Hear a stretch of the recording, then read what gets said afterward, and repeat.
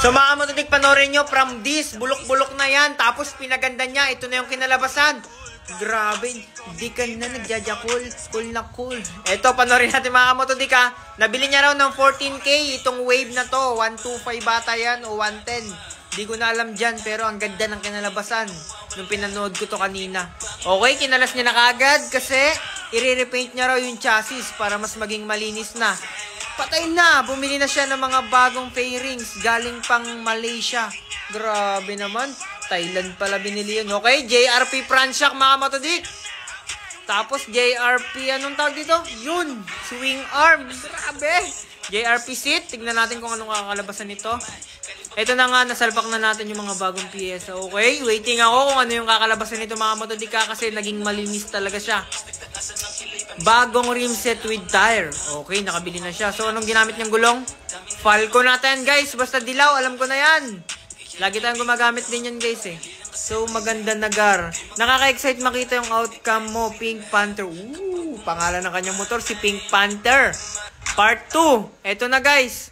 Piplay ko pa. Andito nagsimula. Yan yung binili niya guys. Tingnan niyo yung itsura. Napakapangit talaga. Mamaya makikita niyo napakalupit din talaga ng pagka-build niya. Okay? Okay? Joke lang. Cool na cool. Kahit lagi kang nagjajakul. Okay yan na guys. Nakabit niya na yung swing arm. Sabi ko na eh. Falcon yung tire na ginamit niya eh. Okay? Nakabit niya na rin yung bago. Okay. Diyan daw nagsimula ang lahat. Nasaan na? Puki ng ina, parang ang tagal ah. Okay, yan na. Bumili na siya ng bagong handbrake. Origan, hindi Shopee. Ah! Huwag mo kong lukuin. May urig ako niyan. Shopee yan. Alam ko yan. Huwag ka magsinungaling. Gago. Okay, may binili siya bagong nickel caliper. Brembo ventilated disc. Sabi niya sakit sa bulsa. Okay, nasa 2.5 na lang ata ngayon. Tapos nagbili siya ng bagong quick throttle. Tsaka ito, ano to? Plato. Yun, nakalimutan ko yung English. King drag na mga some alloy parts na ipapalit niya doon sa mga genuine. Ano yun? Oh, ito na, ikakabit niya na yung front shock guys. Nakabit niya na rin yung nickel caliper, nakabit niya na rin yung rim. Isusunod na raw nila yung likod para makita doon nila yung itsura. Okay, tingnan natin mga kamatubi. Okay, at dito na dumating yung kamo. Halos naiyak ako, ganda. Nakita ko na kasama yung JRP flat seat mo. Bagang! Pero parang hindi siya pink mga matudika. Para siyang magenta na... Magenta pink. Oo nga. Pink pa din yun. Tado talaga. Pagmasdan. Ang sarap daw pagmasdan talaga nakakatat. Kasi hindi pa raw dumating yung pipe niya. Pero maganda na yung kinalabasan. Grabe. Kanina bulok-bulok lang. Ngayon pumogi na. Ganda oh. Linis ng pagkakagawa. Speechless talaga ako nito noon. Pangarap niya lang daw. Dumating yung pipe mo. Excited na ako. Uwi ako gulatin 1,000. Ah! Umorder siya ng Apido. Almost 50% CNC bolts. Ang sinalpa ko sa'yo. Ang pricey mo. Grabe. Huwag ka manghinayang sa binili mo. Kasi syempre, at least kahit pa paano gumanda yung motor mo. Nagmotor washing daw siya kagad bago umuwi sa kanila.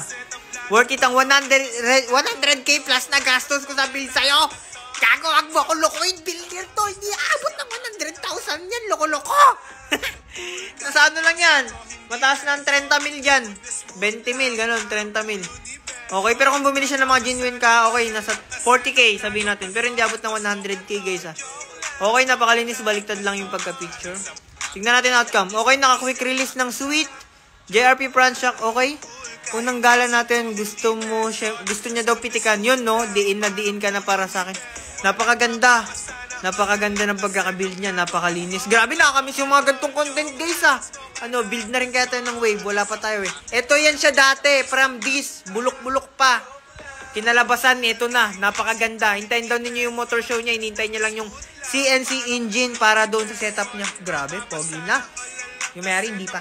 Guys, may libre nga palang 2,000 pesos sa mga magkakashin ng 200 pesos lang. Sa comment section ko ilalagay. Check nyo na lang, paunahan. 200 people lang ang pwedeng makaklaim nito. Bilisan ninyo, paunahan na kayo. Dahil pumaldo ako, cashin ka ng 200 pesos, automatic may papasok agad sa'yo na 2,000 pesos at pwede mo na i-withdraw. Tapos laro na kayo, madali lang maglaro dito. Kung makikita ninyo yung 100 pesos ko, pipili lang ako ng coins at madodoble na. O nga pala guys, kung sakaling ang puhunan ninyo ay 200 pesos tapos nakaabot na kayo ng 1,000 pesos, i-cash out nyo na kaagad kasi baka bawiin pa sa inyo. Diskarte lang para manalo dito, pero tandaan, ang sugal-isugal. Pwede kang manalo, pwede kang matalo.